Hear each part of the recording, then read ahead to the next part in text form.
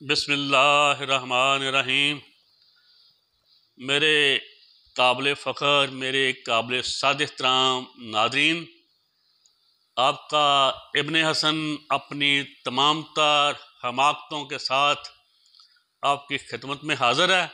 मेरा आज़ाना सलाम कबूल फरमाइए। जो हम मिलके वीडियो बनाने जा रहे हैं, इसका नाम मैंने तजवीज़ किया है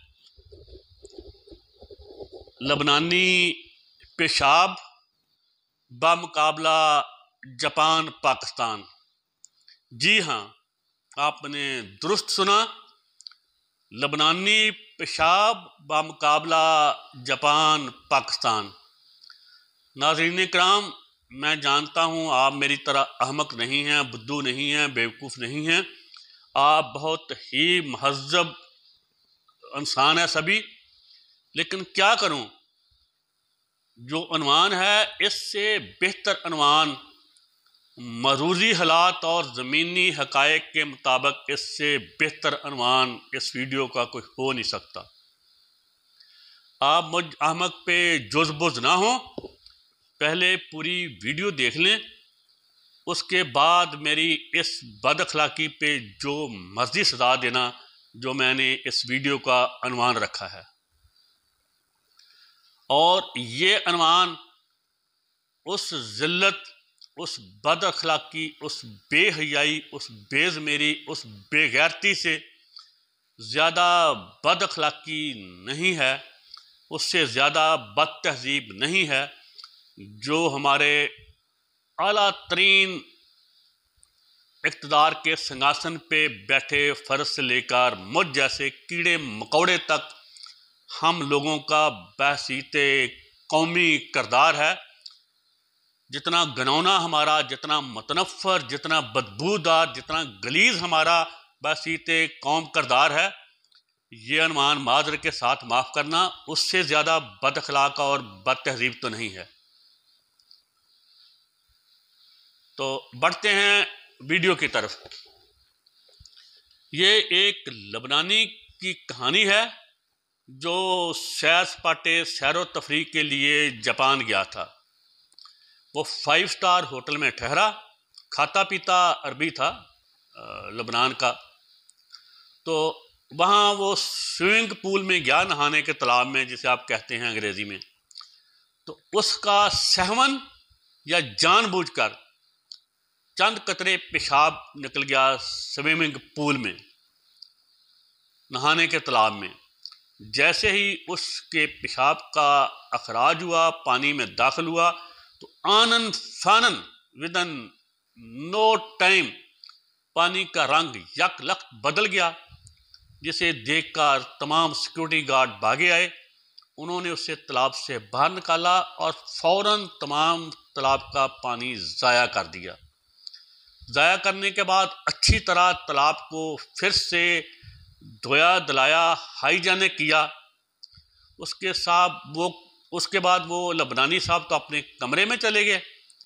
तो उन्होंने अपने तालाब को दोबारा उसी म्यार पे लाए, उसे हाइजेनिक करके, उसे सारा वो बदबू स्मेल जो भी था उसे करके दोबारा साफ़ सुथरा करके, जिसे हम सफाई निसफ़ ईमान कहते हैं। तो उन लबनानी साहब को काउंटर पे बुलाया गया, होटल के रिसेप्शन पे। वहाँ उनको सामान थमाया दिया गया और उनको सलाम किया गया, आप होटल से तशरीफ़ ले जा सकते हैं। उसके बाद वो जिस भी 5 स्टार होटल में गया, उसका पासपोर्ट देखते ही होटल वाले उसे ठहराने से, कमरा देने से इनकार कर देते। हत्ता कि वो तमाम उस शहर के, जापानी शहर के, टोक्यो में होगा यकीनन, वो तमाम 5 स्टार होटल में गया, ज़लीलो ख्वार हुआ, लेकिन किसी भी 5 स्टार होटल ने उसे ठहरने के लिए जगह ना दी।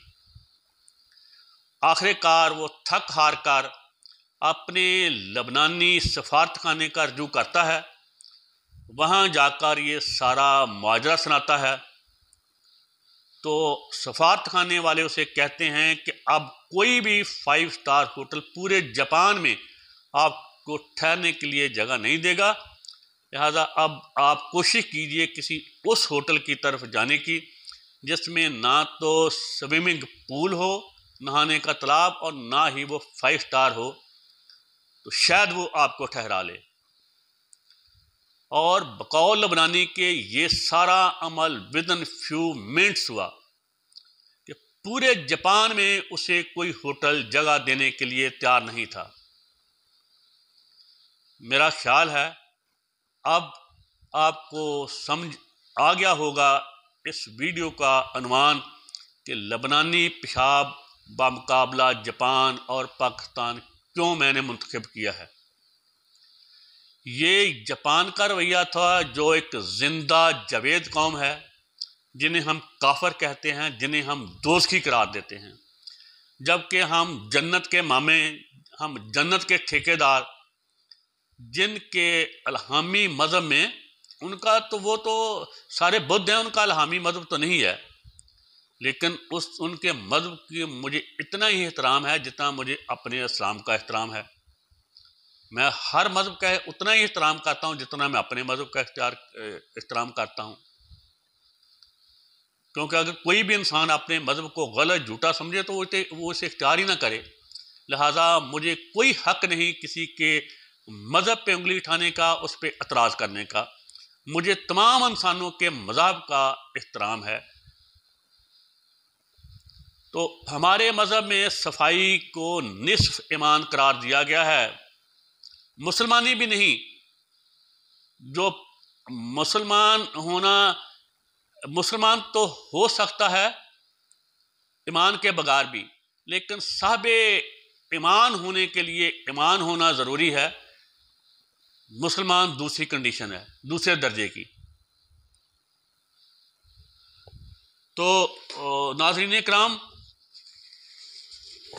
हमारा तो आधा ईमान ही साकत हो जाता है अगर हम में सफाई ना हो। तो सफाई निस्फ ईमान है। तो हमारा हाल देखें कि हम अपनी ज़ाती ज़िंदगी से लेकर कौमी ज़िंदगी तक हमने वज़ीर आज़म, सदर, chief army staff, chief justice से लेकर तमाम वज़ीरों मशीरों से लेकर मेरे जे अदना कीड़े मकोड़े तक, हमने इनफरादी से लेकर इज्तिमाई ज़िंदगी में वो कौन सा गंद है, वो कौन सी गंदगी है जो हमने नहीं फैलाई, जिसकी वजह से अक़वामे आलम हमसे नफ़रत करती हैं। सियासत में, समाज में, माशरत में, इक़्तिसादियात में, मुआशियात में, लेन देन में, तजारत में, सियासत में, अदल में, इंसाफ में, इंतज़ाम में, वो कौन सा ज़िंदगी का शोबा है, हत्ता के मज़हब तक, जिसमें हम गंदगी गलाजत नहीं फैलाई अपने अदना ज़ाती ग्रोही ख़ानदानी मफादात के लिए। हमने वो कौन सा शोबा है जहां हमने एक टांग उठाकर जी भर के पेशाब करके उसे बदबूदार गलीज नहीं किया। फिर भी हम शाकी हैं कि हम अक़वामे आलम से पीछे क्यों हैं, हमारा नीचे में सबसे निचला दर्जा क्यों है। हर लिहाज से, अदल से, तरक्की से, समाजी इंसाफ से, माशरत से, माशी लिहाज से हम सबसे निचले दर्जे में हैं। इसकी वजह खुदा की कसम ना तो कुरान पाक से दूरी है, ना नमाज से दूरी है, ना तहज्जुद से दूरी है, ना रोज़ों से दूरी है, ना हज से दूरी है, ना ही हमारा माशी मसला है, ना इक़्तिसादी मसला है, ना सनती मसला है। जो सबसे बड़ा हमारा मसला है, जिसकी वजह से हम इतने गंदे बदबूदार गलीज़ हैं कि दुनिया हमसे नफरत करती है, वो बहुत छोटा सा मसला है। वो हमारा हकूकुल अबाद का मसला है, वो हमारा अखलाकी मसला है, जो कि हकूकुल अबाद और अखलाकी मसला या पैमाना यूरोप में, जापान में, हर तरक्की याफ्ता कौम में सबसे ऊपर आला पैमाने पे है, जबकि हम में एक रसूल करीम सल्लल्लाहु अलैहि वसल्लम की उम्मत होते हुए जिस पे अल्लाह पाक हमें तमाम अपने अहकाम ना मानने पे माफ़ कर देगा, लेकिन किसी भी एक हकूकुल अबाद की खिलाफ वर्जी पे वो हमें माफ़ नहीं करेगा। वो वही माफ़ करेगा जिससे वो मुतल्लक है, जिसका हमने हक मारा, जिसको हमने मिलावट करके चीज़ दी, जिसको हमने महंगे दामों चीज़ फरोख्त की, जिसके साथ हमने जुल्म किया, जिसके साथ झूठ बोला, जिसके साथ ज्यादती की, जिसके साथ मुनाफिक की, सिर्फ वही माफ़ कर सकता है। वो माफ़ करेगा तो खुदा पाक माफ़ करेगा। उस इतने अहम मसले को हमने अपनी तरजीहात में कहाँ रखा है? सोचिएगा ज़रूर, मैं भी सोचता हूँ, आप भी सोचिएगा। तो क्या वो एक लबनानी में ने तो चंद कतरे वो उस तालाब में पेशाब किया था और वो तालाब गंदा हो गया था।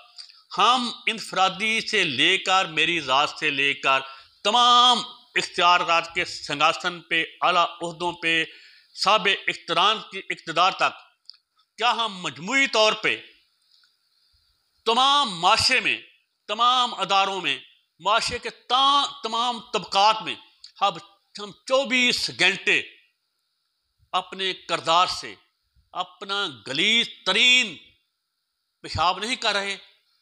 हर शोबा ज़िंदगी में, हर हुकूमती रियासती अदारा में। ऐसे ही तो पाकिस्तान डिफ़ॉल्ट होने पे नहीं चला गया।